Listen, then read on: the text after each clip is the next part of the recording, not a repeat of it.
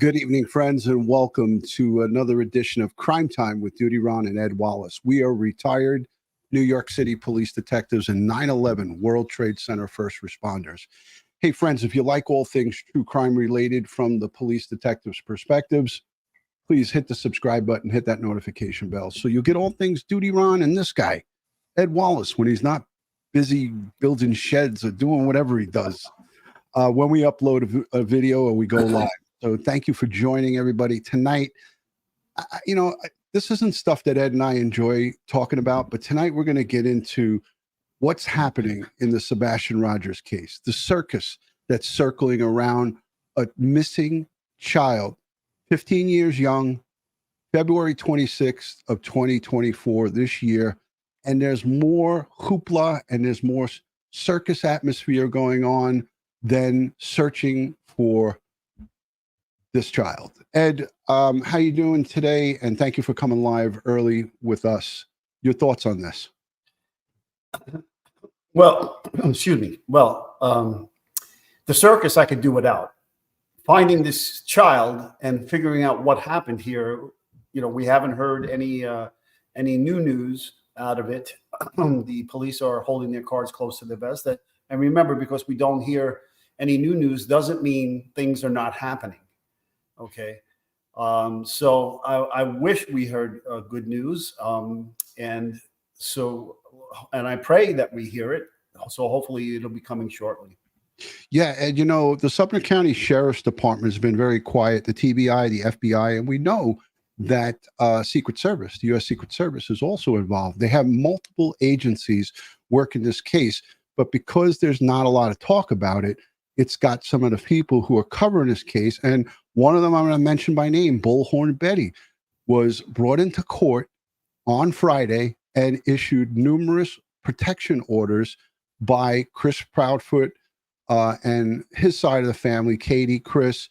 And this is a split family. You have the biological father, Seth Rogers, and you have his the Sebastian's mom, biological mom. They're not together, but there's this wild circus atmosphere. And Bullhorn Betty, I mean, look, I don't even like to give her airtime, but I have to now. This has gone way too far, but this has happened in the Summer Wells case, first with Gabby Petito in 2021. Summer Wells, in that case, there was a circus atmosphere going on. Look at little Quentin Simon. That case in Georgia was a cluster. And it was so much of a cluster that the police down in that jurisdiction in Georgia, Sheriff Hadley in Chatham County, they had to install no trespassing or no loitering signs on the block. There was a guy who was in hospice in one of the neighboring homes in that case, and they were out there causing a ruckus. It wasn't just her in that one. It was a bunch of people. But she's got a whole long history of bullshit. And I call her Bullshit Betty, not Bullhorn Betty. The reason I call her that is because she's shown her true colors. She's shown her cards. She doesn't care one bit about these victims. She cares about lining her pockets and making money. And she doesn't have a steady income. So this becomes her income. And this is where the problem is. The motivation for her is not truly the victims or finding the missing people or children. It's for her own benefit. And she's got all her audience fooled. And I don't watch much of her, but I mean, I had to now go and look now that we see this. It's a disgrace. Ed, I know you got a lot to say. Yeah, well, this type of antics gives the true crime community rather a bad name. And she is not helping. She's only hurting. She's getting in the way of law enforcement. She's diverting law enforcement resources to her instead of the investigation. She's causing all kinds of mayhem that got her dragged into court and issued, protection orders against. Okay, the next step is she's going to get collared and she's going to go in the system. Right. Okay. Now she doesn't live in these communities. She travels to these communities and causes this mayhem. Okay. Right. You're not helping. All right. And you're giving us all a bad name. You have no law enforcement background. You have no criminal investigative background. You're not a private investigator. Okay. You call yourself a journalist, according to what I saw on YouTube at the hearing for the, the restraining orders, if you will. This has got to stop. Yeah, it's nonsense, because what it does is it takes good people that may want to help or may want to offer help to not just, Seth Rogers, but to the Proudfoots, and it makes people want to just walk away from this thing, because you see the circus that's circulating. It's not gonna waver. Law enforcement is not gonna waver from their job. They have a job to do. Their job is to find out what happened to Sebastian Rogers. That's it. They don't. This stuff is white noise, and this is really something that causes. Look, this court had to be in session for 4 hours. So let's take a listen to this, Ed. I got to have our audience hear this. This is really unbelievable. 4 hours. They played a 9-minute video from Bullshit Betty's YouTube channel. They showed the judge all the evidence that they have against her, and it takes away from what's most important. Sebastian Rogers. Try to find this young boy and bring him home. It's despicable, but let's listen to this. Well, the mom and stepdad of a missing boy just won a legal battle against a YouTuber who's covering that case. This all started when 15-year-old Sebastian Rogers disappeared back in February. A month later, true crime social media influencer known as Bullhorn Betty. I don't call her any influencer or any true crime, nothing. She is Bullshit Betty. Started posting videos about the Sebastian case. Well, in July, Sebastian's mother filed an order of protection against Betty. Then the following month, Betty, whose real name is Andra Griffin, was arrested, and that was for violating that order. So all of that brings us to today, where News 2's Caitlin Quisenberry is outside the courtroom after the judge ruled in favor of another protection order, and this is for Sebastian's stepdad. In this temporary order of protection obtained by News 2, Christopher Proudfoot claims that Andrew Griffin stalked and harassed him and his family. The defense for Griffin argued for this First Amendment rights of the YouTuber, saying she expresses only her opinion and has covered multiple missing persons cases in a similar matter. She has fucked up multiple missing person cases with her outrageous behavior. She hasn't covered them. She has made them into a circus. Griffin testified several times, saying she never initiated direct contact with Christopher or had ever met him. In response, the prosecution submitted a 9-minute video as evidence of Griffin's prior YouTube videos. In one of the clips, you can see Griffin as she shares her opinion, saying she indicated Sebastian's mom and dad had the knowledge of how to dispose of a body. She added she believes they may have had something to do with Sebastian's disappearance. It is important to note that law enforcement has not said any foul play was involved in the disappearance. And I'm going to stop it there just for a second. I'm going to put us both back on.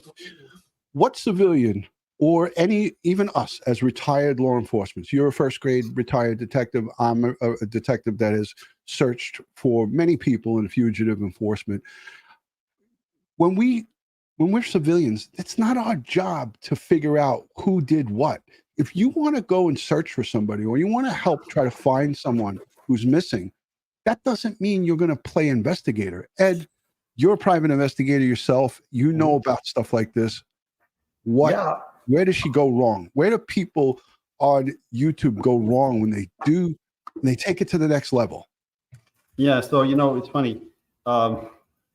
In order to do those kind of things, you need to be a private investigator. So Ed's digging out for his credentials now. Here's my 2 licenses in the state of New York and New Jersey. Okay. I am a licensed private detective, unlike other people who say they're licensed when they only registered a company as an LLC. Anyhow, and don't have a private detective's license. And then you have carry insurance and you have to have a bond and you have to do all these things. Now you also have to have a client. You just can't inject yourself as a private detective into a criminal investigation. A family member or a loved one can hire you to conduct a private investigation of what transpired. Yeah, okay, but you still can't interfere with a criminal investigation conducted by the law enforcement agency. Yeah, of the jurisdiction. And printing your own license, as someone said here, we don't know if she did or didn't do that, but printing your own license, that's a crime in itself. Yes, So criminal possession of a forged instrument, and you're creating fraudulent documents.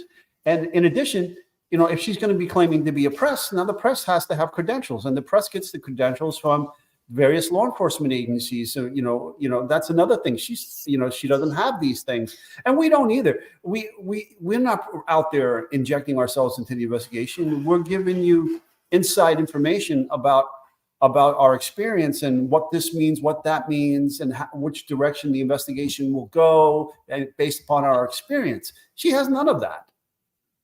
That's what's unbelievable. And, authorities know this. They know, now that she's in the courts here, they have their own court clerks and law clerks that look into her background, look into these things. But as far as it goes with this protection order, I looked it up, and it is a criminal. It is a civil proceeding to get a protection order. But once you break them, they become Class A misdemeanors. And it's alleged here that, and it's talked about here, that she's broken some of these orders of protection, these protection orders, as they call them in Tennessee. But they are punishable by 11 months and 29 days. And do the math, that's a year in prison. And if she broke 6 of them, or 4 of them, or 2 of them, or 3 of them, or whatever the number is that she's broke, because she's got a court date on November 20th, you could be, if it's 6, she's looking at possibly 6 years in jail for breaking them. And I'm going to play a little bit of a clip from an attorney in Tennessee. That's what you look at when you violate this civil proceeding that we saw on Friday. When you violate those orders by the judge, becomes Class A misdemeanors. So she's riding a slippery slope right now, and she's doing it all to herself, and she's doubling down, because after the judge gave these orders out, she went live on her YouTube channel and called the judge a fraud, and called or badmouthed the judge, and said that he was running a criminal enterprise in the state of Tennessee, and talked about criminal enterprises with the Proudfoots. She didn't mention them by name, but it's laughable, but it's causing a lot of havoc in this community, in this area that really doesn't need this extra nonsense. So Ed, you and I shake our head at this. This is not what any good citizen does. And listen, for those of you who are out there supporting people that do stuff like this, just know this: you judge by the company you keep. And if you're keeping company with someone who's conducting themselves how bullshit Betty has conducted herself, then my grandmother said it to me when I was young. You're judged by the company you keep. And if you want to support someone who's doing stupid shit like that, then that's on you. We're all adults here. Ed, anything to add to that? She doesn't have a great following, right? She's like what, 30, under 60,000? I don't know. But she's got a following. And that's my point, is that there's people that are buying her bag of shit. They're buying her bullshit. And it's unfortunate, because she really does trick a lot of people into thinking that she's doing the right thing, and she's making it sound like everyone's out to get her. Look, she called in the Quentin Simon case, the chief, Sheriff Hadley from Chatham County. She said that he needs to resign, and that he's a fraud, and that he's a phony. Meanwhile, the FBI, the sheriffs there, the GBI, all the federal authorities were searching the landfill for this little baby, Quentin Simon, and they found his remains. And they closed the case, and they locked up Leilani Simon. They locked her up, and they did the job. And she still, to this day, says that they suck and that they're no good. Like, come on, give me a break, man. Just give me a break. Mm-hmm. Let's play this. Knowledge of how to dispose of a body. She added she believes they may have had something to do with Sebastian's disappearance. It is important to note that law enforcement has not said any foul play was involved in the disappearance of Sebastian. Christopher took the stand next, saying he felt threatened by Griffin. When your client goes to my job, my house, my campsites, yes, that is stalking. On that you just testified to, have you ever spoken or communicated with Mr. Proudfoot in any form? No, sir. So that's a lie. She lied on the stand. She was just asked that question, she said, no, sir, because she, by her own self. She did this to herself, Ed. She played on her YouTube channel a voicemail that she left on Chris Proudfoot's phone, whether it was through a direct message on Facebook or social media. She made this funny video where she was laughing. And this video she made in June of this year. June of this year, she made that video saying, ha ha ha, I contacted him. Here's my voicemail I left him. And I'm going to play that in a little bit. You guys are going to get to hear it. But she lied on the stand on Friday. And that's perjury. And that's now we're getting in deeper trouble. Yeah. Yeah. It's she's her own worst enemy. And who is she affecting here? She's affecting Sebastian Rogers. Right. That's who she's affecting. Yeah. Not helping anybody, Ed. She's Yeah. affecting this boy. She is taking the attention away, and the media is covering this. And the judge has a 4-hour courtroom opening here. It's just ridiculous. Ed, what's happening? Are you getting tickled? No, did you? I do. You know, Kara's near me, and she's like, She doesn't like Bullhorn Betty. no, she doesn't like that name. Yeah, and I looked it up. She has 36.9 thousand subscribers. Okay, that's 36.9 too many. Yeah, exactly. She's got them all fooled, and the people who are sending her money, I'm sure she's going to start a GoFundMe for her lawyers, because she doesn't pay for anything on her own. I don't even think she has a job. I think her job is to go on YouTube and swindle money from people, making them think that she's doing something great. And all she's really doing is effing up every case that she goes to. She turns it into a shit show. Look, I mean, everybody, is allowed to have their opinions and their beliefs. Absolutely. Okay? Right. But you cannot then project your opinions and your beliefs into the public arena with not having dotted your I's and crossed your T's and understanding the ramifications of saying something that may be untrue, and the defamation that may occur, the character assassination that may occur with things like this. Okay. Look at this comment right here. This is how people are very, very tricked by this bull. Amber says, "Oh, this is a Bullhorn Betty bash." Gotcha. No, it's not a Bullhorn Betty bash. This is what she did to herself. I unfortunately have to make a statement on this, because this is a case that we all cover, and that it's near and dear. Our friends from EchoSearch went and searched for this young boy, went and searched for this missing kid, and Dave and Twyla they went there twice searching for Sebastian. Amber, this is not just about Bullhorn Betty. There are other YouTube true crime people that do this nonsense. And I said that in the beginning. So if you were listening in the beginning, then you would have heard me say how they're hurting our genre. Okay. How they're hurting these criminal investigations with their antics. It wasn't just about Bullhorn Betty, but she's just the prime example right now, because she has these order of protections against her. Yeah. And as soon as she gets them, she walks outside and bashes the judge. Right. This is not a bash of her. This is just us covering her shit show, her own created shit show that she is doing. She's doubling down, and she thinks that she's above the law and that she is all high and mighty. And that's not the case. She should go and search for Sebastian Rogers. If you really want to find the kid, I don't really see you doing much searching. And Ed and I, we've never claimed to go. We're not ones that go out and search. We will help fund or send people to search, like EchoSearch Midwest. We're the law enforcement liaison with them.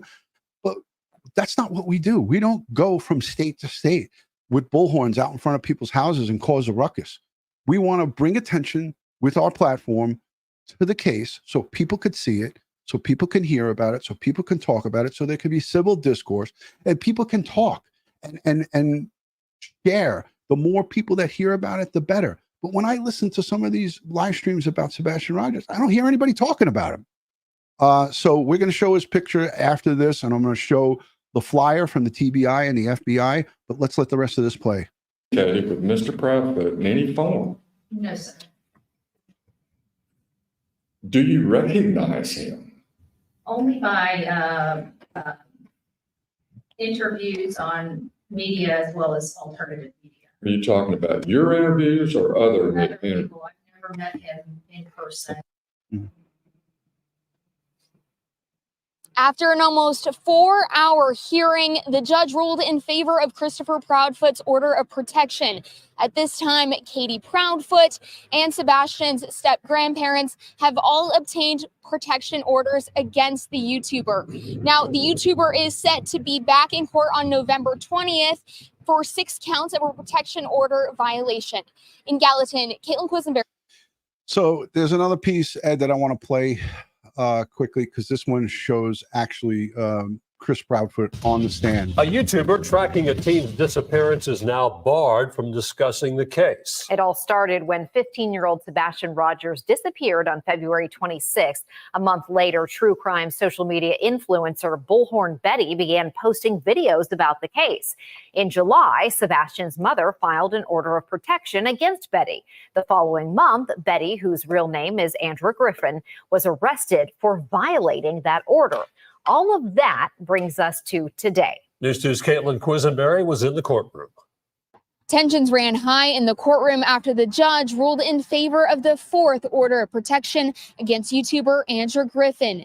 This decision comes a month after Griffin was last in court for 3 different order of protections filed against her. In court today, the defense attorney representing Griffin argued largely for her First Amendment rights. Griffin said multiple times on the stand that she never directly contacted Christopher, nor had ever met him. She did, however, state that she would visit his neighborhood to allegedly get a better understanding of the. And I think 100%, Ed, I don't know this for a fact, but I think in that 6-minute video that was presented to the judge, they played the audio of her and probably the video of her on her own channel. She's doing this to herself, contacting Chris Proudfoot. She shows everybody, puts her phone up to the screen and says, look, this is Chris Proudfoot's number. I just want to show you, but I'm going to hide the messages that I've sent back and forth to him. So she hides the messages, and then she plays the video of her talking, leaving a message for the guy. So in court, as this reporter says, she claims that she never reached out or never. The only time that the only way she knows of him is just by seeing him on interviews from other people. Christopher, nor had ever met him. She did, however, state that she would visit his neighborhood to allegedly get a better understanding of the layout and put up flyers of the missing teen. And at one point, she also admitted to going to Christopher's place of work. Christopher also sat on the stand and claimed he felt threatened by Griffin. After a 9-minute video showing statements and a repeated pattern of actions by Griffin from her YouTube channel, the judge said she was harassing Christopher and granted the order of protection. The judge cited the creation of a t-shirt with Christopher's face on it and the posting of flyers with the alleged intention of gaining attention from Christopher as the reasoning. States that she is an investigative journalist and that she reports on news and commentary. Somewhere along the line, this turned not into a pursuit to find Sebastian Rogers. It turned into a personal vendetta. How about that, Ed? She claimed to be an investigative journalist, and the judge had notes there. He had copious notes that he was reading through. And he said that it turned into a personal vendetta. And he didn't just come up with this himself, Ed. This judge doesn't just pull this out of a hat. He doesn't just make this up. And, Bullhorn Betty went live right after this proceeding and called this judge a farce. She said that he had his mind made up before the court proceeding even happened. She totally discredited this court. That's never a good thing to do, Ed. Your thoughts? Yeah, you're going to be sentenced by this guy. You kind of don't want to piss him off before the sentencing. It's never a good idea. Yeah. I don't know. Maybe it's just me. Maybe I'm wrong. But she said that she was a paralegal in the past. That she worked in and around courts for a long time. She claims to be a lot of different things. States that she is an investigative journalist and that she reports on news and commentary. Pardon my French. Oh, hell no. somewhere along the line, this turned not into a pursuit to find Sebastian Rogers. It turned into a personal vendetta. You know, it's interesting that you came to Sumner County to help assist in finding Sebastian Rogers, but there's been really very little testimony by you of what you've done other than harass Ms. Proudford and Mr. and Miss Bowers. Bam. And again, this guy doesn't just pull stuff out of the air. He doesn't, he has to do his research. He has to get data. Judges don't just speak on things. He's not watching YouTube videos. However, he did have a 9-minute presentation of Bullhorn Betty's Best. So, he has law clerks, and it's their job to help him do the research to prepare for the case. All right. So, you know, if she's coming in here and thinking that, you know, she's going to pull the wool over this guy's eyes, she's sadly mistaken again. Bingo. All right. So I want to give some context to everybody. What happens when a person violates a protection order in the state of Tennessee?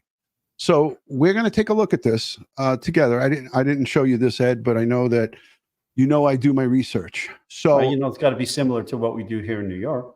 Pretty much. Yeah. So watch and listen. I hope that Bullhorn Betty sees this, but I'm sure she knows it. Well, you know, not just her. I hope everybody that pulls stunts like this see it. Everybody. And there's many people who do these silly stunts, and it's all for the love of money. And that's the shame. It comes on the backs of missing and murdered children. Missing and murdered children. And, you know, Bullhorn Betty doesn't really discriminate. She went to Moscow, Idaho for the Idaho 4 and parked her ass right outside 1122 King Road. She went and made a mockery of Gabby Petito with yelling and screaming in the streets, along with a lot of other people. And a lot of things. She doesn't discriminate. She goes to all of these cases where she knows that there's going to be attention. I just wish she would have came to Massapequa Park, Long Island, because then I would have gotten out there and I would have gotten to meet her. That in and of itself, you think of like a DUI. Refusal to blow in a DUI could be its own separate action, and that's true about the violation of order of protection in Tennessee. So getting back to what I was talking about before, we say quasi-criminal. Truly, an order of protection is not a criminal proceeding. It is a civil proceeding, but it has some dynamics to it, some procedural aspect to it that make it similar to a criminal proceeding, like the notice issue. But when they violate an order of protection, that is a crime in and of itself. When you violate a protection order in the state of Tennessee, it makes it a crime. So the proceeding, and I think Bullshit Betty is paddling this to her fan club and our people, her audience. It was just a civil hearing that I was attending. It was a 4-hour civil hearing that gave you strict orders to leave certain people alone and stop harassing them. And when you violate that, here's the result. It's a Class A misdemeanor. Those are punishable by 1129, so 11 months and 29 days being the max. 11 months and 29 days. And there you have it on the board, friends. I wish there was a way I can get that off. Let's see. You also often see people go back in if they have an active order of protection and request an extension. 11 months and 29 days for each violation. Violated 6 times, violated 4 times, you got 4 years. You got 6 years when you violated 6 times. And then what can happen is the judge can take that 1 year order of protection order, they call it, and he can extend that. It's not like a year will come by and it'll just go away. He can extend it. Of the order of protection, if they have an active order of protection and request an extension of the order of protection in the civil proceeding as, some additional protection that they're getting for the violation. So instead of getting the regular 1129 order of protection, they could be getting it extended 2 years for the first violation. This is my understanding. It's going to start with 2 years. If you have not seen as a violation, it's going to start with 2 years. If you have more than one violation or a violation after the 2-year extension, you're looking at 5 years. It doesn't escalate though if that's already expired and this is their second time getting an order of protection. She's already said she's doubling down, that she's not going to back down. So there's the law. Ed, go ahead. Yeah. Now, also, if she has a concealed carry permit and a handgun, she can have those weapons removed from her. Absolutely. Okay. All right. Now, even if she doesn't live in that state can then contact her state and say, hey, we have the order of protection against her in this state. And if they have red flag laws, they can enact the red flag laws and remove her guns. Yeah, and she shouldn't have guns, in my opinion. I question her mental health, really, because of the way she acts. Amber Alert, here it is. This is from TBI, TBI.gov.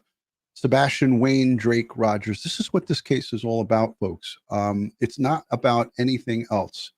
So this is the poster that's active and up, and it gives his pedigree: age 15, male, white, brown eyes, brown hair, 5'5", 120 pounds.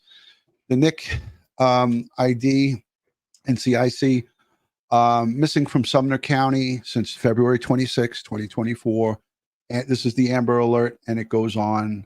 That's from the TBI.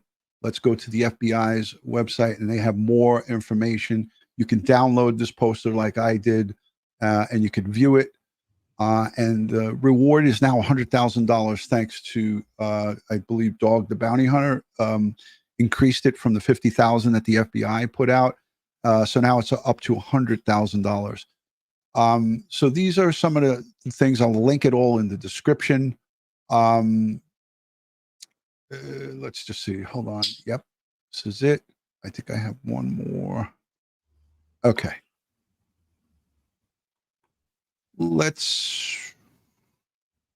Oh yeah, Court TV. I wanted to show this coverage, Ed, because this was interesting. It's a little bit more lengthy, but it goes inside the courtroom. So Court TV, this was from Friday night. They showed some of the testimony, and it looked like this goes a little bit deeper. And I think in 4 hours, she might have been up on the stand once or twice, maybe. And then in the second part of this testimony, she all of a sudden has a change of heart and then says that she did contact Chris Proudfoot. So let's take a listen to this. This is a little bit more from Court TV. Where a hearing took place on Thursday in the case of missing teen Sebastian Rogers. Oh, yeah, it was the 10th. It wasn't Friday. What was I saying? Hold on. Did I say the 10th? Yeah, it is the 10th. It's Thursday. The hearing didn't take place Friday. It was Thursday. I stand corrected. The 15-year-old was last seen at his mother's home in Tennessee back in February. Sebastian, who has autism, disappeared overnight, leaving his shoes behind. The search has gone national, with some YouTubers getting involved, including Andra Griffin, a.k.a. Bullhorn Betty. In July, Sebastian's mother, Katie Proudfoot, filed a protection order against Bullhorn Betty, accusing her of harassment. The following month, Bullhorn Betty was arrested for violating the restraining order. Yesterday, the judge granted a new protection order against Andra Griffin. Both Griffin and Sebastian's stepfather, Christopher Proudfoot, spoke during that hearing. Take a listen to some of their testimony. Being arrested, you still saw fit to continue your advocating with a voices meeting. Yes. Sebastian matters to me. Sebastian matters to me a lot, she says. Well, I could rephrase that. Money matters to me a lot. How much? I'd like to find answers. I'd like to bring him home, and I'd like to bring him home safely. And I hope the application that we do, along with other people like me, help aid in that effort. Does anybody that watches her, does anybody notice that she always says what the advocation that we do? Who's we? The last time I checked and the last time I've seen this woman talk, it's always her, but she makes reference to like a we, like she's got some kind of team behind her. I don't see anybody getting behind her. You know, I think it's a shame that she's nestled up with Sebastian's father. I think that Seth Rogers, she's also fooled him. She's bamboozled him into thinking that she's a good person. So I'd like to know who this we is. And it's just, to me, things that make you go, You first come to Sumner County, Tennessee about the Sebastian Rogers. She's been saying we for years.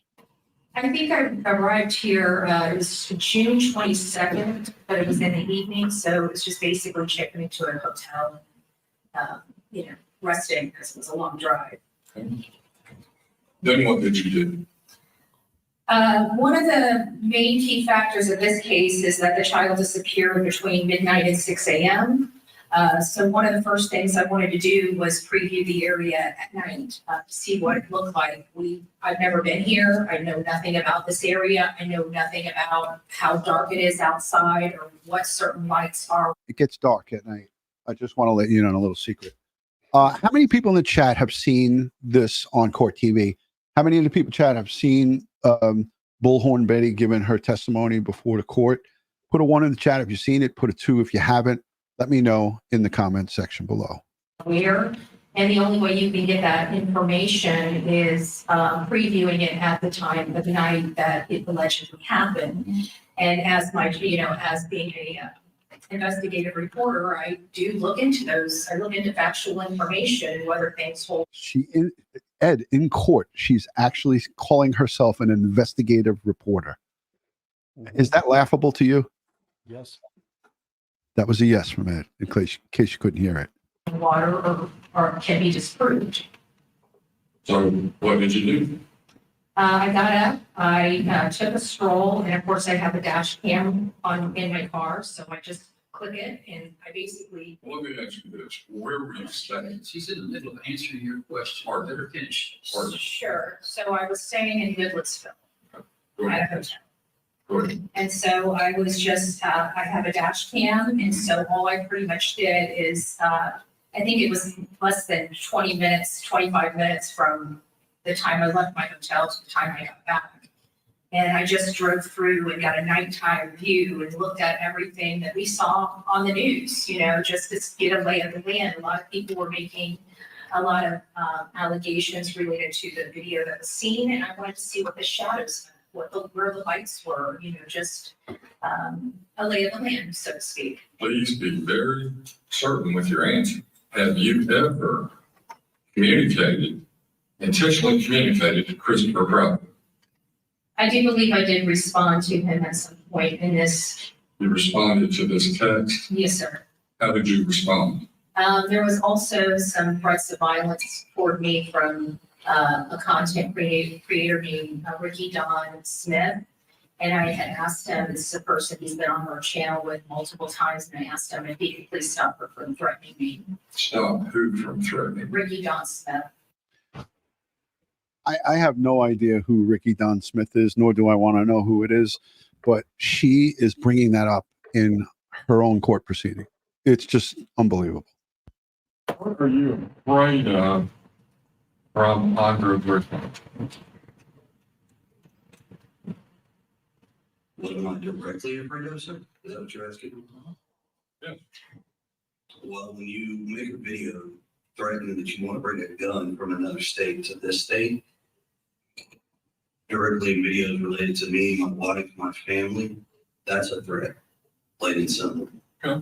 She also said she was going to bring a machete for the record. Who knows? Who knows? Would you agree that what's seen and heard is unheard? I'm not an expert to make it. Do you believe everything on the internet to be truthful? Possibly.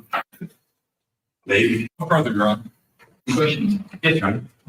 That Ms. Griffin never directly called you, texted you, correct? Besides exchange receipts. Hasn't contacted me other than via Contacted you based off of hundreds. Is it possible to avoid? I don't know why it's skipping. I think that's on the court TV site, but I'm just going to go back. But basically, he asked her if she's contacted him and how many times, and he said hundreds. Did you hear that, Ed? I couldn't hear it. It's very choppy. Yeah, it was skipping at that part. I don't know why. And this is on the Court TV. I'm going directly from Court TV's website. Do you believe everything on the internet to be truthful? Possibly. Maybe. No further, Your Honor. Yes, Your Honor. That Ms. Griffin never directly called you, texted you, correct? Besides exchange receipts, Hasn't contacted me other than via contacted you based off of Yeah, husbands. it's skipping. So I'm not going to play this because I don't know why. Yeah, I don't know why it's skipping like that. I didn't listen to it until, I just saw it and I downloaded it and I put it on. But essentially that's just, look, the bad part about this is that this directly affects Sebastian Rogers. And it's so negatively impactful on the case that it takes people who, let's just say there is somebody watching a video about Sebastian being missing that wants to donate money or that wants to donate resources, and they see this circus. They see court proceedings happening because of people on YouTube making this thing into a circus. It deters people from wanting to help. Ed, I wanted to go with you for some of your thoughts on that. Yeah, absolutely. As I said, you're taking valuable resources in a time where most law enforcement agencies are having their budgets cut and so forth, away from the investigation to deal with your nonsense of a potential suspect. Let me give you that. I mean, these people have not. The investigation has not been closed. These people have not been cleared. Okay, the mother and the stepdad have not been cleared, nor has the father. So there's still an investigation going on, and now you're causing all kinds of mayhem in this investigation. All right. You have to think before you do. I mean, just because you can do something doesn't mean you should do that. Okay. And you have to understand that, for every action, there's going to be a reaction. And some of these things, the consequences of which you're dealing with it now because of what you've done. Right. And now these are life lessons that you should have learned as a child, that your parents should have taught your children these life lessons about consequences. Right. And she has a history. I mean, look, for me, it doesn't matter what happened in the past, but she's not a young person. She's an adult. She's at least in her 40s or maybe 50. I don't know. But the bottom line is that she has life experience where she's been in trouble in the past. And that doesn't matter here. What matters is like you said, you're supposed to learn from your mistakes and not do them again. We saw it in the Quentin Simon case. We saw it in Summer Wells. She went over to Don Wells' work with a bunch of other people and got the guy fired from his jobs allegedly. And these are all things that have happened in the past. And now you look at this, right? And you look at this and you say to yourself, where's that screw loose? What's happening with this person? Why is this person continuing to do this? And why, another thing is why are people cheerleading her on? Why are people getting behind her and saying, you're doing a great job? I watched her outside of one of the jails in Georgia when another YouTuber got locked up, and she was calling the correction officers frauds, fakes, phonies, that, shame on you, you're not doing your job. And she called out Sheriff Hadley and said that he should be fired. She actually claimed that she got him fired at one point on her YouTube channel. The guy's still the sheriff there. He was going to leave and take the sheriff's position in the state of Texas, but he decided not to, and he's still there, and he's still in his position. Ed, you got something up there? No, Kelly Dime nailed it right here. The problem is she doesn't think she's doing anything wrong, and now she thinks she's the victim. Okay. Right. Well, here's the thing. She's a self-appointed investigator, self-appointed journalist, and she takes up these high-profile cases, and she's got it in her mind somehow that she is helping these investigations, and she is not. She's hindering them. We report, Ron and I report the facts. We bring you the story, and we tell you, from our personal experiences as detectives in the NYPD, what things mean and how we view things based upon what we learn from the reports that are been in the news about specific high profile cases.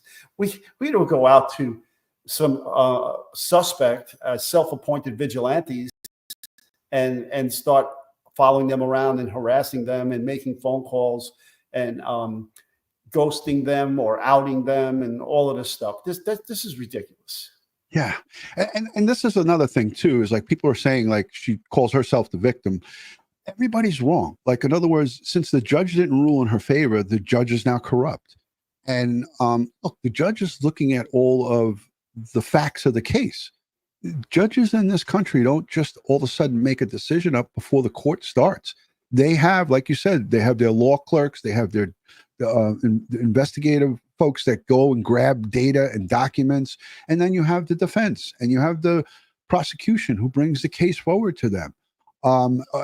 In this case, it was two attorneys, but they both did their due diligence, fighting her for her defense and fighting for the Proudfoots. And the bottom line is that we're looking at Jagaloonism 101 is what's happening here. And I'm going to just play some audio of, this is from June. Okay, so this case started in February, and this call was June from Bullhorn Betty to Chris Proudfoot. And she put this on her own channel.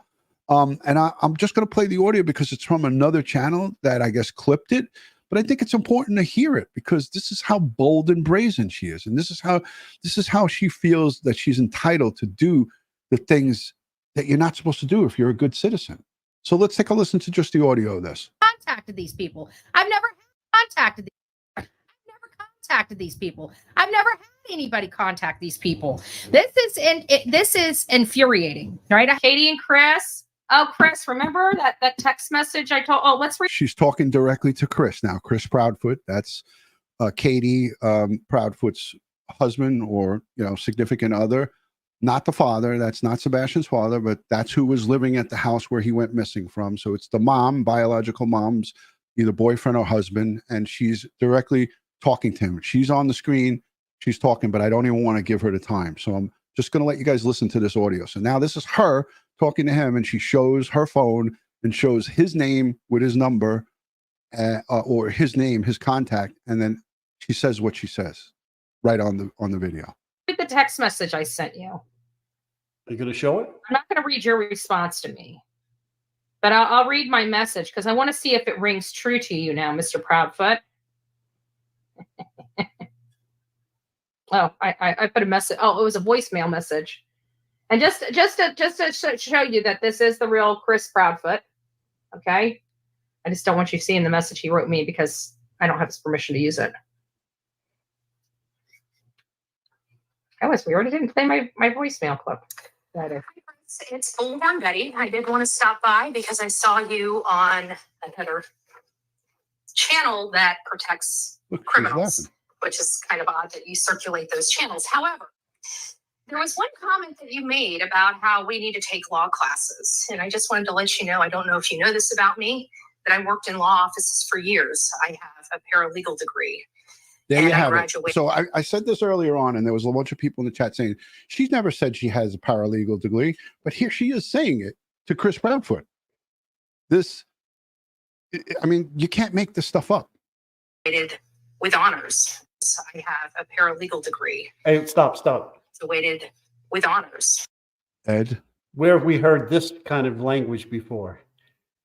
I graduated law school, summa cum laude. Oh, yes, Ed. Say it loud. Say it proud.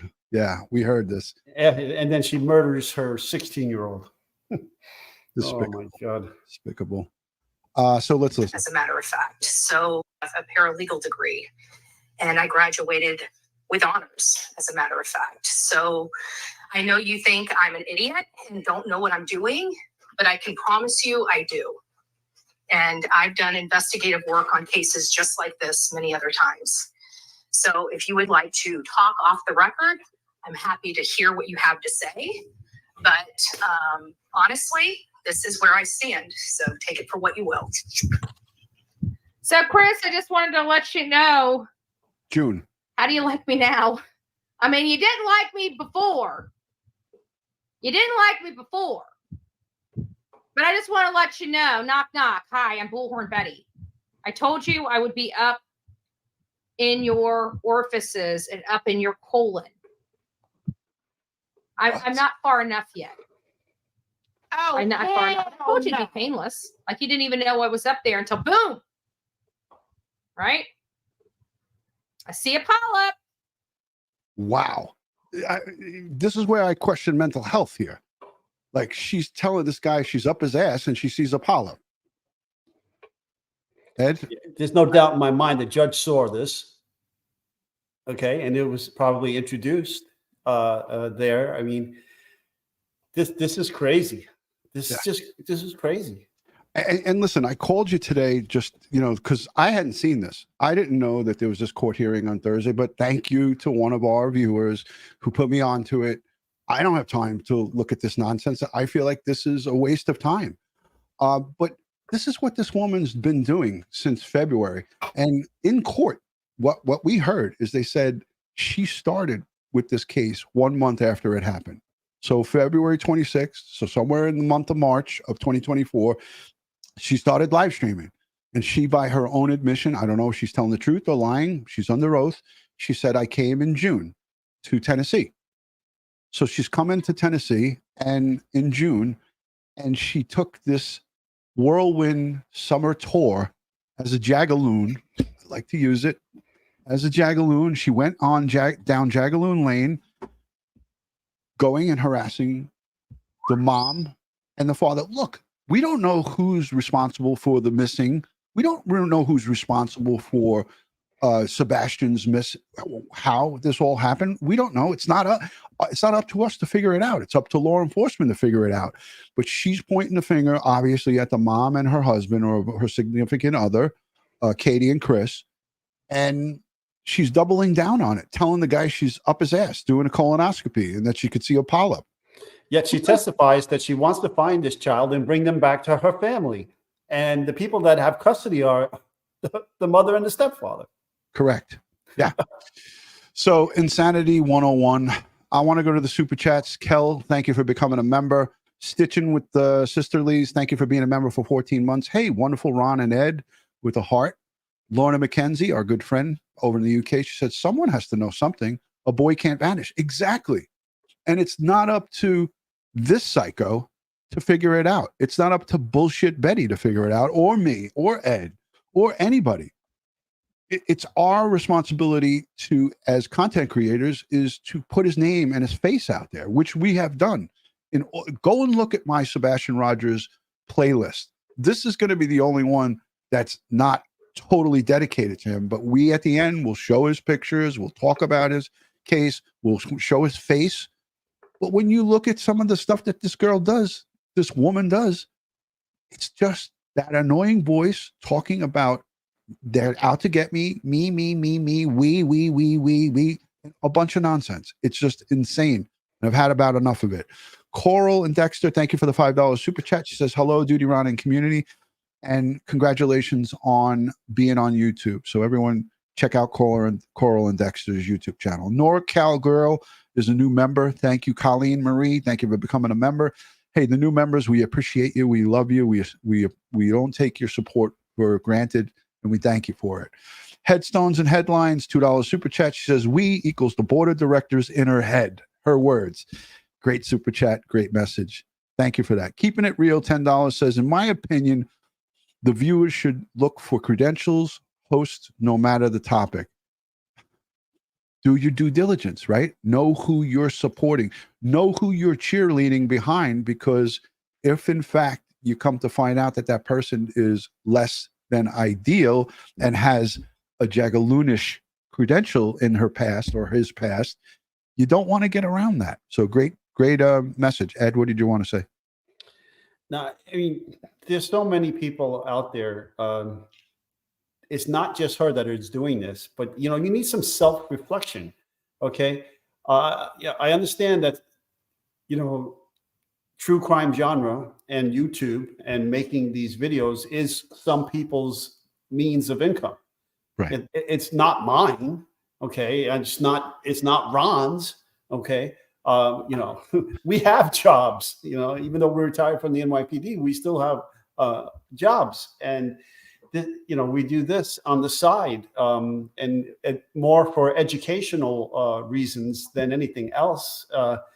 But it's not about Ron and myself when we go over these courses. It's always about the victim and the victims' families and the loved ones that are hurting, and we support victims' rights.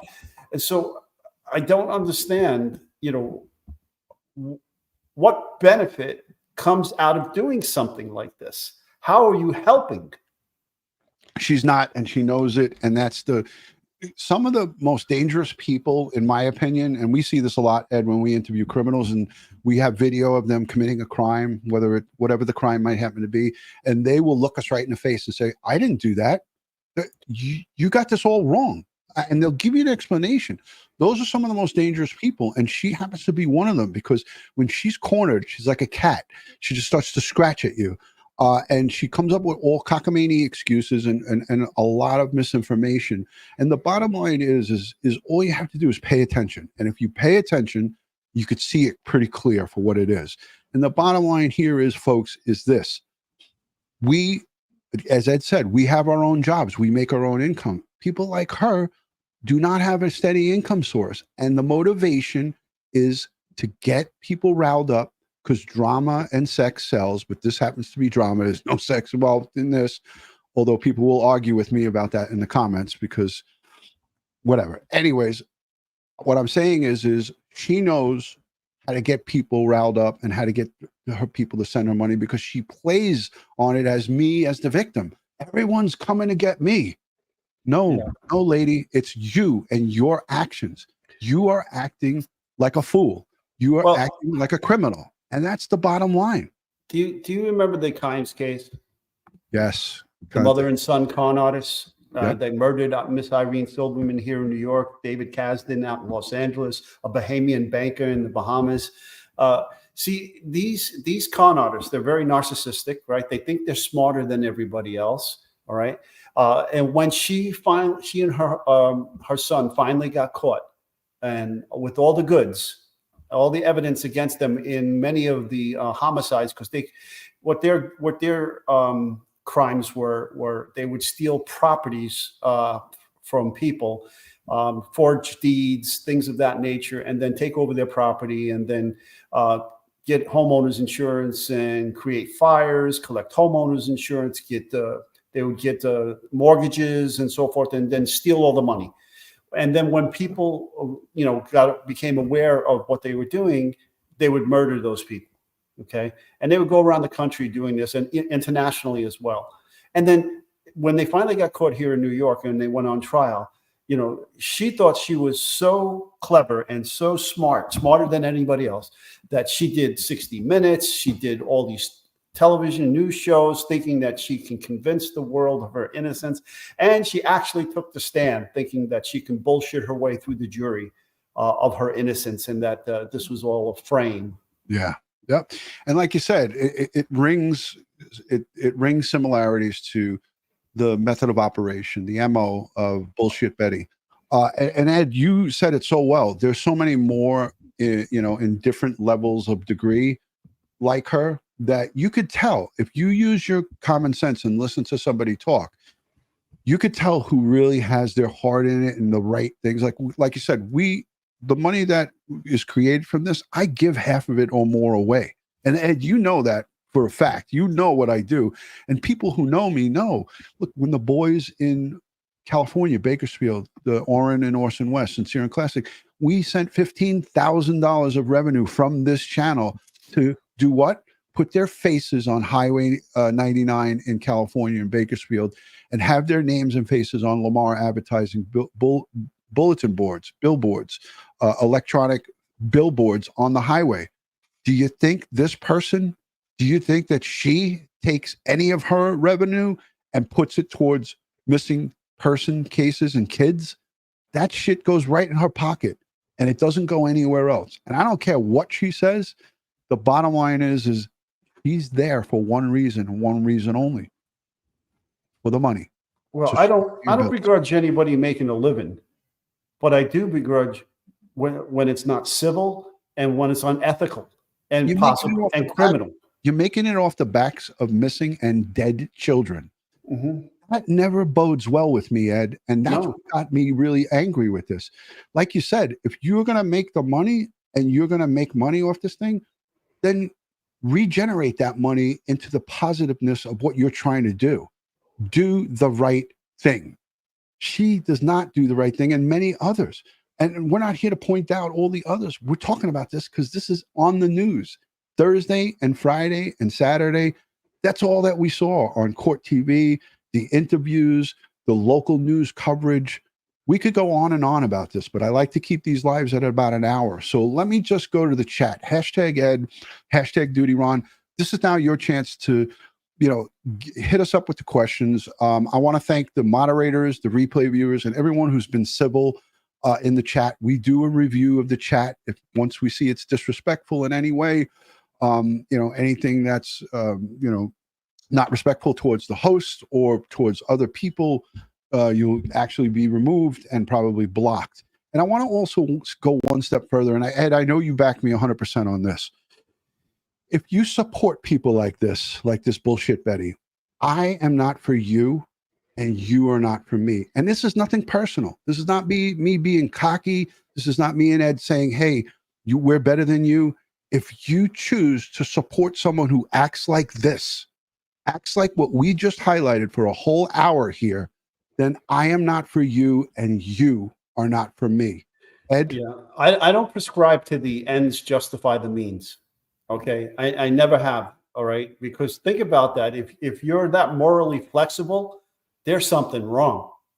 Okay, we were always taught in the police academy that law enforcement personnel cannot commit a crime to investigate a crime. Okay, think about that for a minute. Okay. That blew me away when I heard that the first time, and then I realized what was saying. Yeah, if you are Dottie, I guess she liked morally flexible. Joy Catcher. Anyhow, if you're morally flexible, law enforcement is not the career for you. Maybe contract killer is or something. I'm just kidding. But it just boggles my mind. Okay, again, I don't begrudge anybody making a living, but if you're going to be unethical, you're going to commit crimes in trying to make money. I have a serious issue with you. Yeah, 100%, and so do I. This is from one whole year ago. This might actually be longer than a year ago, but this is a statement from the Chatham County Police Department. And this is from Ed 1 year ago. This is how long this Jagaloonistic behavior has been happening. Many of the people claiming to want justice for Quentin, this is from the Quentin Simon case, have turned his tragic and heartbreaking case into a money-making circus. This is unacceptable and has to stop. This is from Chatham County in Georgia. This is a whole different case, but this happened under Bullhorn Betty's watch. Bullshit Betty is what I call her. So let's take a listen to this. Chatham County Police Department issuing this statement about protesters outside the Simon home. Many of the people claiming to want justice for Quentin have turned his tragic and heartbreaking case into a money-making circus, and they have made it impossible for the people who live in the area to enjoy the peace and tranquility of their homes. This is unacceptable, and it has to stop. One person, a YouTube personality, was arrested out there. The department spokesperson says the protesters have been told to leave the area outside the Simon home and have now relocated to the Chatham County Police. So they moved them to the Chatham County Courthouse, Ed. And I meant to bring this up, and I got to do this before we close it out. This is, again, another case that involved a small little boy that was murdered. Quentin Simon was murdered by his mom, Leilani. They were all parked out in front of their houses. There was people in hospice. One gentleman was on hospice. That's end of life care. And his caregivers and his family begged with these people to stop with the noise. And they did it and did it and did it night after night. I want to show this because This is something that's unbelievable. Hollywood And it 6. doesn't happen often. You see the police and the town, the folks who run Chatham County, putting up signs that say no trespassing, no loud music, no loud conversation after such and such hour. Look at this. Hollywood 6, a total of 4 people are facing charges tonight. They're accused of disorderly protesting outside the home of Quentin Simon. We've reported the 20-month-old disappeared back on the 5th. That's 2.5 weeks ago. By the way, his mom, like I said, Leilani, is in custody and charged with his murder. And the chief that was in charge and that is still in charge was called a fake, phony, and a fraud. And they called him everything under the sun. As a matter of fact, Bullshit Betty said to this man that he should resign and that he should be fired. Chatham County Police have named his mother, Leilani Simon, the prime suspect in his death, although she has not been arrested. Investigators will continue searching a Chatham You remember this, Ed, when we covered this, we looked at this. County landfill for the boy's body tomorrow morning at Say again, Ed? It's the FBI. sunrise. Now, an update from our Andy Cole, who's learned the police chief is moving these protester arrest cases to the next level. CCPD says on Friday night, they responded to the home where Quentin Simon was last seen alive for a group of disorderly protesters. After speaking to the group and informing them of their rights, officers left the scene without making any arrests. Police tell us a short time later, officers responded again to Quentin's home, this time because 3 protesters were blocking the driveway, preventing someone from leaving. Police say after the protesters refused to leave, officers arrested them. John Boatwright, Wanda Boatwright, and William Garrett are facing charges of disorderly conduct. Saturday, another protester was arrested after police say they banged on the doors and windows of Quentin's home. Kimberly Taylor was booked in the Chatham County Jail on criminal trespass charges with a $1,300 bond. After learning of the weekend arrests, police say Chief Jeff Hadley started an internal investigation. He referred the cases to the Office of Professional Standards to be reviewed this week. According to police documents, the OPS's main role is to investigate all complaints against integrity. They serve as fact finders and deal with anything from excessive absences to use of force instances. In Chatham County, I'm Andy Cole, WJCL 20. I thought that this was the one that showed the picture. Hold on a second. Signs and arrests. Although she has not Charges to be reviewed. All complaints Anyways, against. you get the idea, Ed. They had to put up signs to keep these people out of there. And Bullshit Betty was one of many. She wasn't the only one. But I had to point this out because this is part of the modus operandi of Bullshit Betty. This is what she does. She's got a long. And if you have subscribers that are buying into this, they'll go out to these scenes and perpetrate these crimes as well. I mean, who the hell was shining the green flashlight in the window of the house? Okay. Correct. All right, I found it. This is what I wanted to show. So this is right outside the house, and it says missing toddlers, hecklers, response. No loitering, 7 p.m. to 7 a.m. They had to put this sign up. There was actually a news crew there when the town folks had to come out there by the order of the Chatham County Police. No loitering, and there's the violation, punishable by law. Let's listen to this. New tonight, peace. It's something that hasn't been seen. By the way, with the horn, bullhorn right there, that's Bullshit Betty, by the way. For some time now on Buckhalter Road, where little Quentin Simon was last seen. Police are cracking down on hecklers who have berated Quentin's family. And if you guys can recall, by a show of hands, how many of you saw her? She was live for 8-9 hours a day outside this home of Leilani Simon. She was live streaming multiple hours because she was getting attention and she was making bucks off of this. So there it is. And neighbors for weeks. Our Andy Cole reports on the new measures Chatham County Police have. You hear that? It's something that's been hard to come by over the last few weeks. It's peace, thanks to this sign, or really what the sign means. Since Quentin Simon went missing from his Savannah home on October 5th, hecklers have dominated Buckhalter Road. They've screamed words we can't say on TV, got into disputes with themselves, and some have streamed the entire thing on YouTube. We told you Thursday that a fifth heckler, YouTuber Jimmy Williams, who goes by Dolly, was arrested for simple battery and disorderly conduct. That's not to mention, officers were dispatched to Quentin's home 50 times since October 5th. 50 times, Ed. 50 calls for service. It's insanity. It seems that Chatham County's police chief has had enough. Chief Jeff Hadley said in a statement Thursday that the hecklers were turning the case into a, quote, money-making circus and promised measures to limit the disruption they caused. That's coming from a police chief, Ed, that knows nothing about YouTube. But it didn't take a brain surgeon to figure out that it was a money-making circus. And that's what's happening with Sebastian Rogers. They are jumping on the money-making circus bandwagon. I see a name in the chat. I don't know if this is actually him, but this is Chris Proudfoot. That says in the chat. I don't know. Again, I don't know if it's him. I never spoke with him. But this is an account that's saying thank you for supporting. Listen, I'm going to just say this. If this in fact is Chris, I would just say this. People like Bullshit Betty and others, not her solely, but her and others like her, are a disgrace. And as Ed said, they discredit the good true crime YouTubers. I'm a retired detective. He's a retired detective.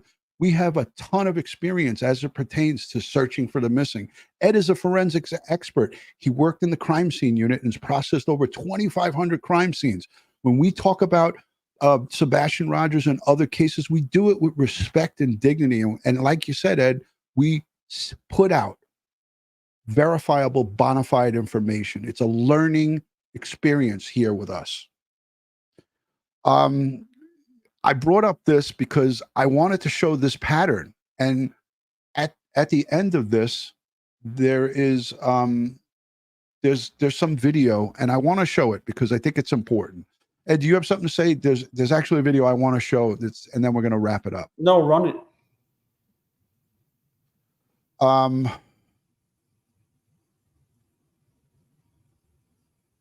think this is it. Give me 2 Okay. seconds. Hold on, Ed. Scan the chat because I asked people to give us. Yeah, I'm looking. Yeah. Thank you. But still, like, you have to think before you do, folks. And I can't say it more and more. That it's very simple concept. Okay. Are you helping or are you hurting? Now, I saw somebody said that, hey, bashing Ron in the chat saying, hey, say what you want about her, but she's helped. She's helped what? Where is that? Because whoever that is, I want to go and block them. It's passed. Okay. I think one of the mods may have taken because it down. somebody that delusional and that skewed in their thinking, like if you really think that she's been helpful, then you need to have your head examined. And I'm saying that respectfully. You are not a critical thinker. You're not thinking logically, because all you have to do is look at a few minutes of what this woman does, and it's not hard to figure it out. So whoever said that to me, that she's helped, you're a dummy. And I'm saying it nicely. I'm trying to say it nice, but you really need to sharpen your skills up because it doesn't take a brain surgeon to figure out what Bullshit Betty is about. Now, here it is. This is it. And then we're going to wrap it up and we'll take some questions. Also new tonight. Police and hecklers clash outside Quentin Simon's home. And the Chatham County Police Chief says that these hecklers outside of Quentin's home have turned the case into, quoting him now, a money-making circus. Our Andy Cole joins us live now from outside the police headquarters. And Andy, you even talked to one of the hecklers tonight and asked him about the chief's comments. Yeah, good evening, Greg. It's been more than a month since Quentin disappeared. Since the story has gained national attention, but it's also brought in hecklers who police say make it impossible for the neighbors to live in peace. Tonight, a fifth protester arrested, all while the prime suspect remains free.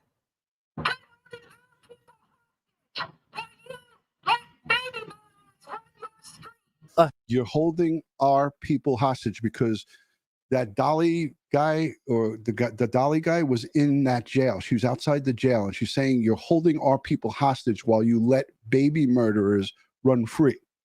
Ed, we know that they arrested Leilani, and her trial starts tomorrow.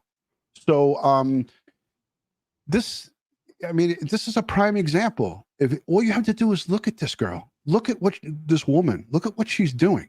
Heckler is in jail after a clash at the home where Quentin Simon was last seen. Jimmy Williams was charged with simple battery and disorderly conduct. His arrest marks the 5th heckler jailed over the last month. Chatham County Police say since October 12th, they've responded to the neighborhood 50 times. In a statement, Chatham County's police chief says, quote, many of the people claiming to want justice for Quentin have turned his tragic and heartbreaking case into a money-making circus. And they have made it impossible for the people who live in the area to enjoy the peace and tranquility of their homes. This is unacceptable and has to stop. This is what I do all over the country. Yeah, there she is. This is what I do all over the country. Cause havoc and cause problems for law enforcement and for the people of the block where this case happened. We're all disrupted. These people went to the babysitter, this Diana girl who was babysitting Quentin. She was the only good thing in this kid's life, and they were out there heckling her outside of her house. Bullhorn. What are we talking about here? She self-appointed her. She's self-appointed to do what? Why does she think she has the right to do all of these things? And how does she not see that she's not helping? She's disrupting the whole process. That's right. And that's the whole thing, Ed, is you're stopping. You took resources from the police department 50 times. 50 times. Now, again, it's not her solely, but she is with this whole crew of people out there causing a ruckus. Like-minded people. Yes. Yeah. Insanity. And this is what I do all over the country. I'm sorry, Ed. No, any reasonable person looking at this has to say to themselves, this is wrong. Yeah. On so many levels. If she were the family, if she were the victim's family, okay, would you want this person advocating for you? Yeah. No, I would want her so far away from my family. If this person showed up, I would call the police on them, acting like that. So at the end of the day, look, here's Chris Proudfoot. If this in fact is him, I mean, again, you don't wish this on your worst enemy. And we don't know who's responsible for this kid gone missing, for Sebastian gone missing. But what we do know is it's the job of the FBI, the Secret Service, the TBI, and the local police department to figure it out. Not this lunatic. It's not this lunatic's job. Bullhorn Betty has been outside Quentin's home for weeks. She runs a YouTube channel and live streams her interactions daily.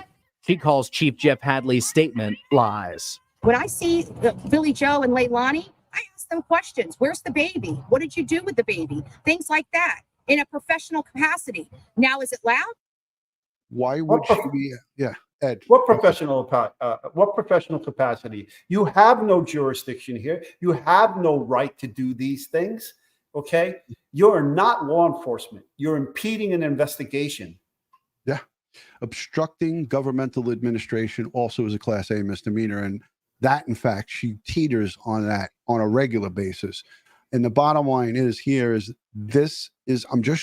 playing this. It's a different case than Sebastian, but I'm playing this to show what, and I could do 5 hours of this, of all of the times that she showed up in Idaho, outside of 1122 King Road, at the Wells home, outside of where Don Wells was working. So many things. The Gabby Petito thing, out in the field, picking up evidence and bringing it into this is garbage, guys. And if you're behind this, unsubscribe immediately. Do not subscribe to me and Ed, because we don't want you. I'm just saying, if you support something like this, I'm not for you and you're not for me. And Ed, I think you feel the same way. In a professional capacity. Now, is it loud? Yes, because I'm across the street and they're at their gate. But I have not caused this. No other YouTubers have caused this. This is their community doing this, not us. Chief Hadley said that over the next few days, police will unveil new measures to minimize the disruption to the surrounding neighbors. Bullhorn Betty, however, tells me she isn't going anywhere. And I absolutely plan to come back to that house tomorrow because I will not be intimidated by some police chief. What's going to stop you from coming back to that house? There's nothing. So a police chief gives an order to not assemble, and you're going to go back there, and I'm not going to. You're a police chief is intimidating you, lady. Give me a break, Ed. What are you looking up? You're getting me nervous. No, I'm not looking up. He can arrest me every single day that I'm out there. Oh, look. What's going to stop you from? How often have you heard that, Ed, from perps? You could arrest me all day, every day. She says he can arrest me every day for going out there. Mm-hmm. There's nothing he can arrest me every single day that I'm out there. He can. This is not about me. This is about Quentin. Eddie, some fiery words from both sides tonight. So what are the plans from the police to keep the noise down in that neighborhood? All right. I think we proved our point, Ed. Let's go to the chat. Hashtag Ed and hashtag DutyRon. We'll wrap it. Oh, wait a minute. Twyla, did you see? Twyla's here. Twyla? Twyla, EchoSearch Midwest drone coordinator. She searched for Sebastian Rogers. She's been down into Tennessee and she searched twice. Twyla, you ready? I'm ready. Hey, Twyla, how are you? I'm great, DutyRon. I just had to chime in one real quick, and I couldn't thank you and Ed more for this live stream that y'all are doing, because let me tell you something. When people are out there, and I'm not throwing no names out there because I know I'll get attacked, but this is the only channel that I support and will give you facts. But let me tell you something, as a professional on the search end, this happens and people wants to go out to get views and clicks and this, that, and the other and whatever. It makes it so hard for professionals as myself or Dave or any of our other teammates to go in. We'd like to go in and introduce ourselves to the family. Everybody's proven, guilty until proven innocent until proven guilty. And we like to go in, talk to families. And guess what? We can't, because people go and harass them. I'll tell you firsthand that I went to speak with Katie and Chris, not to investigate, not to do nothing but be a friend and let them know what we were going to do as an organization. I will tell you this firsthand. They invited me and two of our drone pilots into their home. They literally sat there, talked to us for hours. I seen tears. My drone pilot seen tears. And it was real, raw emotions. And guess what? When we left there was people on their corners. There was people on their streets. And I couldn't believe my eyes that there was YouTubers out there taking videos of our vehicles, our license plates, taking pictures of our shirts. That is harassment. And I will tell you that Miss Katie and Mr. Chris Proudfoot treated us with the utmost respect while we were there, and even after I left there, and would communicate with Katie to make sure everything was going okay, to do what I do as a professional.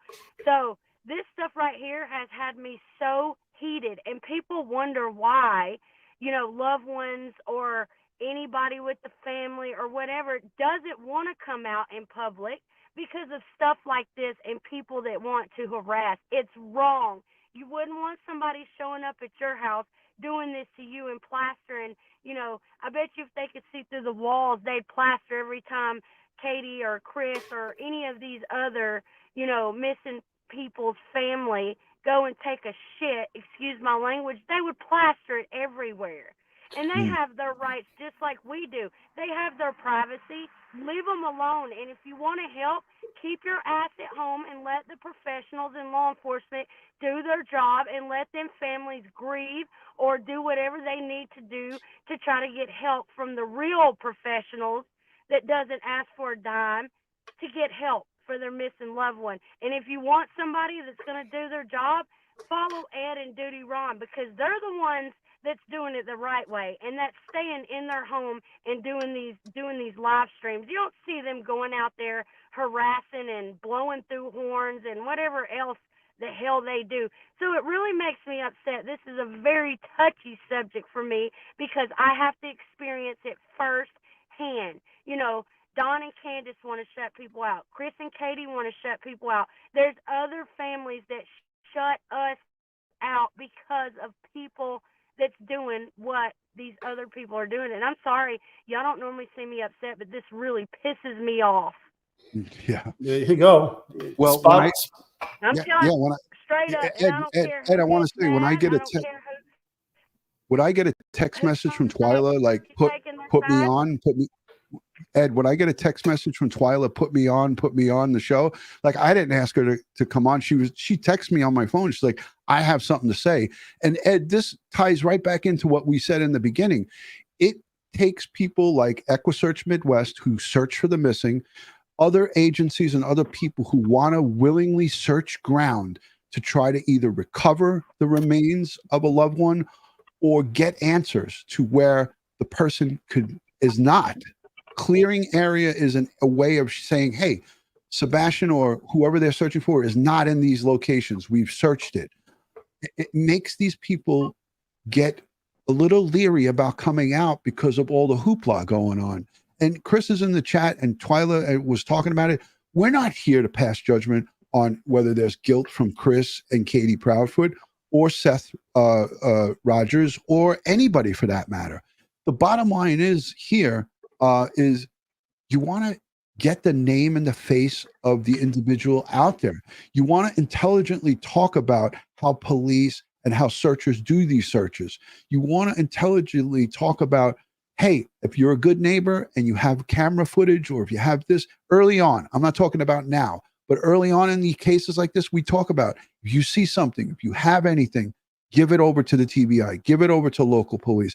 I've had people say to me, I want you to interview me, principals, possible people who are involved in cases. And Ed and I will say, hey, we're not going to talk to you. We're not going to interview you on YouTube. If you want to talk to us privately, we'll talk to you. And then most of the times we tell them, go and talk to the law enforcement. Don't talk to us. You're wasting your time. What do you got, Ed? Jenna F says, this is professionalism. And I bet both DutyRon and Ed are wearing pants too. Absolutely. 100%. Well, sometimes I wear pajamas. No, sometimes I wear a kilt. Oh, well, yeah, he's been known to wear a kilt when he's playing the bagpipes. But most of the times I got pajamas on if it's late or you know, I'm properly dressed. So here's the problem. Here's the problem here. Lack of ethics, no objectivity. Okay. And I hope he understands that. All right. About being objective. Okay. You know, how do you conduct the criminal investigations? All right. You have to be objective. You have to be able to look at two sides of a coin. You have to understand the nuance of the information that you're getting, and you process this information. Okay. Yeah. But the point is, you're not doing any of that. Yeah. You're just being loud. You're being unethical. You're being obnoxious. Okay. You're causing mayhem where you're in a situation that you self-appointed, you injected yourself into this. Okay. Right. Nobody asked you to come. Nobody contracted you to go there and to do these things. You're doing it yourself. All right. You know what your reasons are. You know, I'm not going to tell you what your reasons are, but in addition, you're taking valuable resources away from that community to deal with your nonsense. Exactly. Okay. And I don't see how that is helping solve this situation. Where is this child? You're getting in the way. Right. And that's not your job. Right. So I want to thank you, Ed, for that. Well said. I want to address this comment right here because this person comes around in the chats quite a bit and does pay attention. So kudos to you. So what I did say is, yes, when I retire, I want to go out and go on the road, not to do what bullshit Betty is doing and cause a ruckus. And there's an extreme difference in what I would do if I went out on the road and retired. I'm talking about going with EquiSearch Midwest and searching for the missing, not conducting an investigation. So you, whether you're a male or a female, I don't know what your gender is or who you are, but what I'm going to say to you is that you're listening to what I'm saying, but you're processing it and taking it the wrong way. I would never in a million years do what Bullshit Betty and some of these other jagaloons do. It's just against everything in my blood. It's against everything that I've ever done in my life. I have spent 2 decades of my life putting my life on the line for the citizens of New York City. I did that as a job. I didn't do it as a volunteer. I did it as a job. But at the end of the day, what my message was is that I was going to go out when I retire and plan to go out when I retire and help search for the missing. 2 big differences between what I would do and a Bullshit Betty would do. So, and you know, as a private investigator, I'm not on this channel to solicit work. Yeah. I've never thrown myself out there. They say, hey, you should hire me and I can help you do this and that, the other thing. And, you know, I have seen channels like that. I've seen one person in particular, that's what that channel is all about. Okay. Trying to garner work. All right. Solicit work on the heels of a horrific crime or, you know, things like that. And that's just unethical and disgusting to me. I don't solicit for And you work. know what, DutyRon? You know what? I hope y'all can hear me, but We can. to that comment that you had just put up there, respectfully, I'm going to say this to that person and anybody else. But when DutyRon does retire and he does want to go on the road to do what you're thinking that he said he was going to do, I'll stand there and hold his hand and be side by side because I know that he would do it in a professional way. You can professionally walk up to someone's house and knock on their door and respectfully talk to them before you bash them, you blame them and everything else. And guess what? However DutyRon decides he wants to do it, I'll be right there, and I'm sure my team will be right there with many more people behind him to back him up and do it because he's going to do it the professional way. But us professionals can't do it the professional way because we have to take punishment of not being able to talk to these families and this, that, and the other because of harassment from people who want attention. That's what their shows is about. They do this to get attention.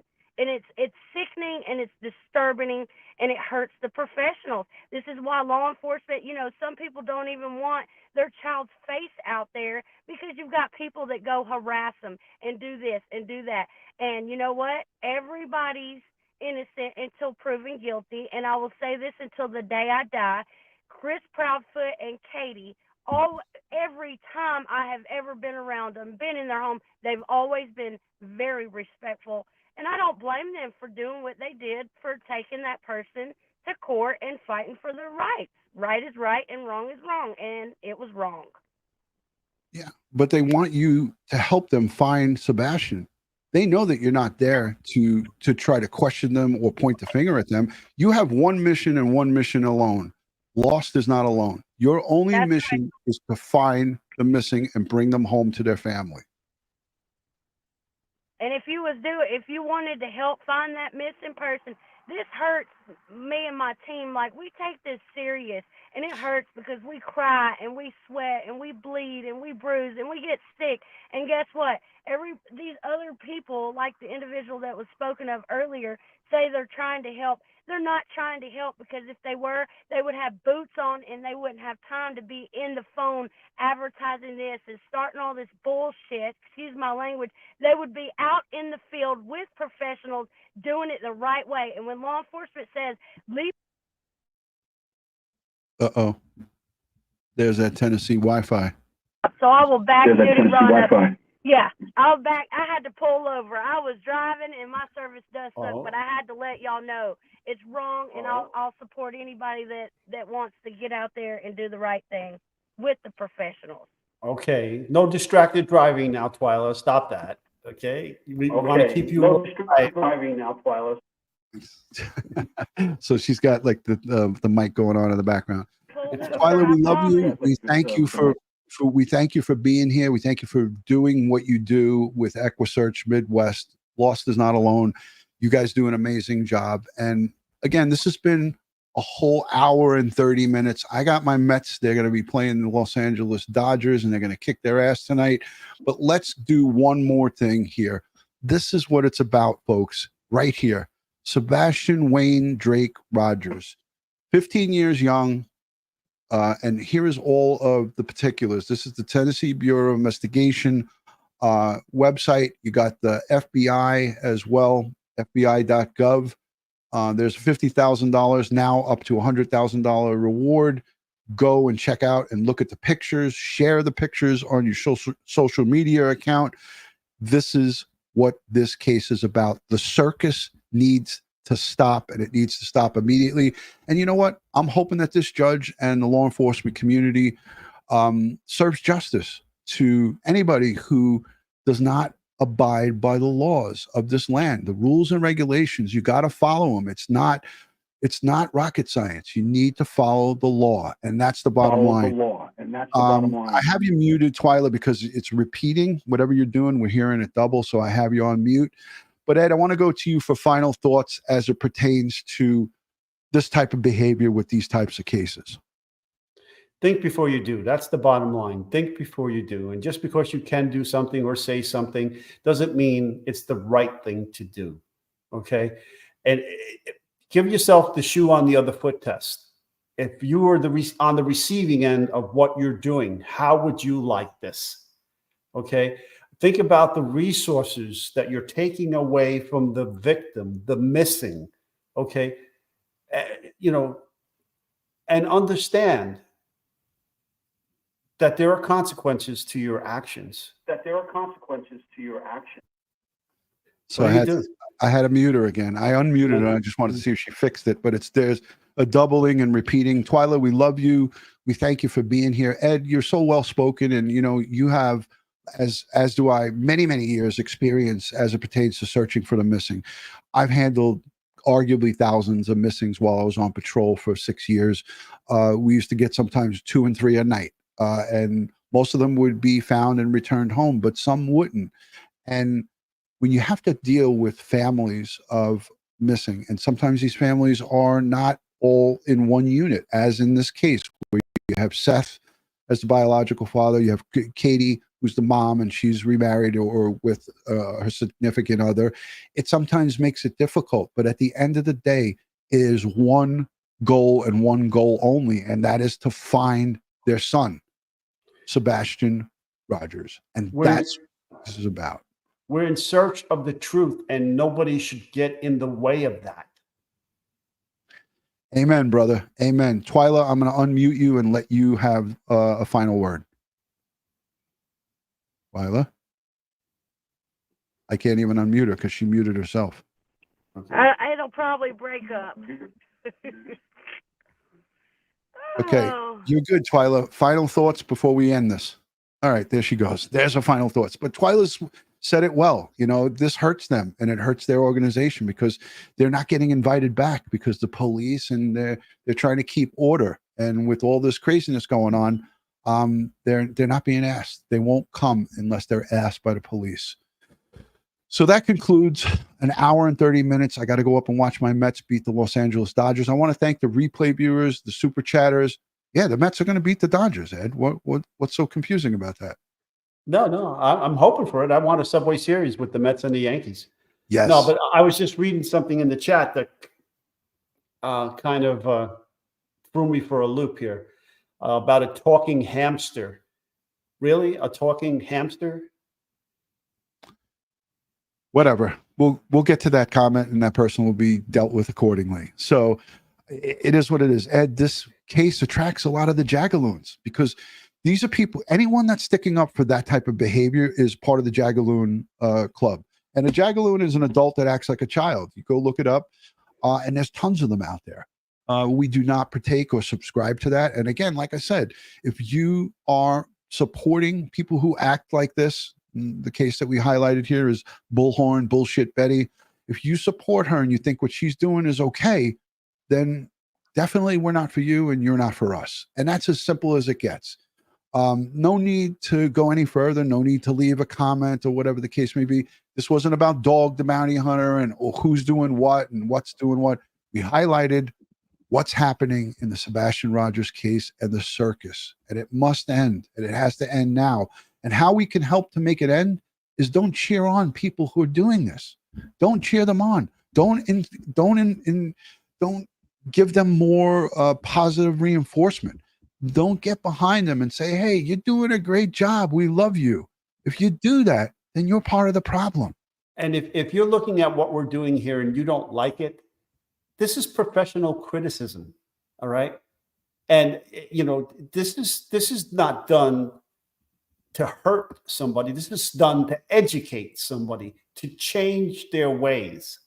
Okay. To understand that, from our learned experience, that what's going on here is not ethical, it's not right, and it has to stop. That's it. And if you don't agree with that, if you don't understand that, then the problem is not the message. The problem is the person not accepting the message. Yeah, exactly.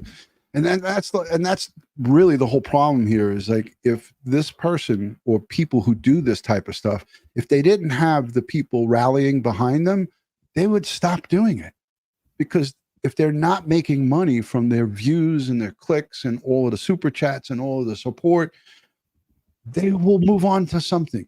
And they'll have to go and get a job and start flipping burgers somewhere or get some type of regular job. Look, I go to work every day. All right. I'm retired from the police department. I did my time. I got my pension. I still chose to be a productive person. Ed goes outside the country and dodges bullets, teaching and going out and teaching forensics throughout the world, throughout the country. This man is a working machine. Nothing stops him. And the reason why we do it is because we want to be a productive person in society. And that's what we're doing. So these folks need to go out and do some soul searching. And again, Chris is in the chat. We're not saying that anybody is in the clear on this thing. And what we're saying is it's up to the police and the investigators to figure it out. It's up to us to try to help keep Sebastian Rogers' name and his face out there. And we're going to do it through our platform. And I want to thank you. We're over 362, going up to 363,000 subscribers. And the reason we have that many subscribers is because you are all good people who know what's right and wrong. And you are getting behind Ed and myself. And we love that you're a part of this community. So keep subscribing, keep telling your friends about us. Thank you for being here. And as I always say, God bless the world. God bless the United States of America, but especially sending strength, prayers, and positive vibes for Sebastian Rogers to be found and brought home to his family, to both sides of the family, to Seth, to the Proudfoots, to Chris and Katie, and all the people who love Sebastian. We send strength and positive vibes to you guys. Ed, I know you got something to say at the end here. Well, folks, thanks for staying with us for this length of time, almost 2 hours, hour and 45 minutes to be exact. And I know you can get your YouTube fix anywhere, YouTube true crime fix anywhere on YouTube that you like. Thanks for supporting us. Thanks for spreading the word about DutyRon and myself. And always stay safe, stay prepared, and watch your six. Amen to that, brother. I want to thank the replay viewers, the super chatters, and the moderators. You guys are what makes this place a great place to be. On behalf of Crime Time with DutyRon and Ed Wallace, good night from New York City and Jersey. Ed's in Jersey tonight. Thank you all for listening, and we'll see you on the next one. Stand by for a message from the cop team. That's Kara, Oscar, and Popeye. Thanks, Ed. Good night.